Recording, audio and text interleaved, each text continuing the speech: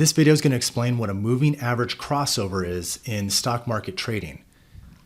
On the screen here is Carvana stock. It's a price chart, and each of these price bars or candles represents one day of price activity for Carvana stock.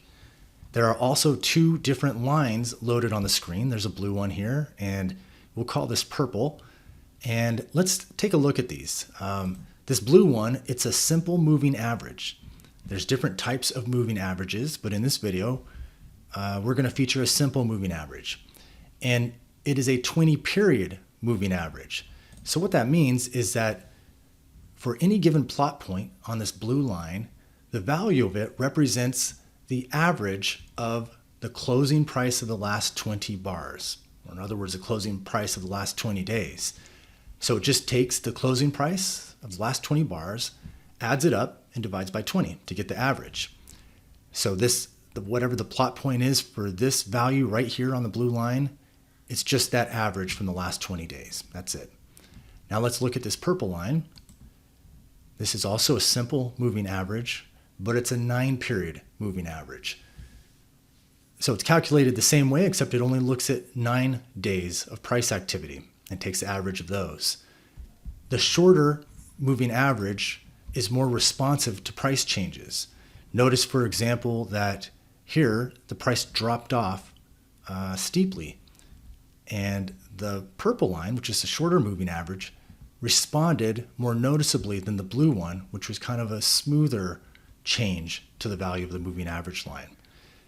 Because of that, the averages will change and fluctuate relative to each other, since they calculate averages for different periods of time. Moving average crossovers occur when one of the two moving average lines goes through the other one. And you can see that occur right here. You have this purple line that is noticeably below the blue line, so the 9-period moving average is below the 20-period. And then the price activity itself, if you look at the price bars, you'll notice they flatten out, and then they start to go up. And this purple line goes up faster. It's more responsive to these, to the most recent price activity. It goes up faster than the blue line, and that causes it to cross through the blue line. So what exactly is the benefit of knowing about moving average crossovers? They can at times be considered an indication of a change in a stock's trend. And this particular chart certainly shows an example of that. Here you have the price coming down steeply. The shorter period moving average is down below the longer one.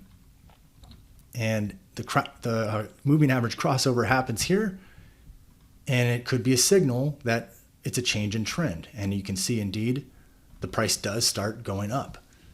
Here there's another crossover right here, and it looks like it may be the start of something coming down. So that is how it can be used. It can be used as an indicator of a potential change in the direction of a price trend for a stock. Now, that doesn't mean that it's a surefire indicator. There's nothing in the stock market that's a surefire indicator of what's about to happen next. There's no way to be sure what's going to happen next with the price of any given stock.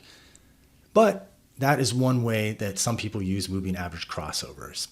If you have questions about moving averages, about trading, about stocks or options, you can contact us anytime. We'd be happy to hear from you. Our email address is support@stockmarketguides.com.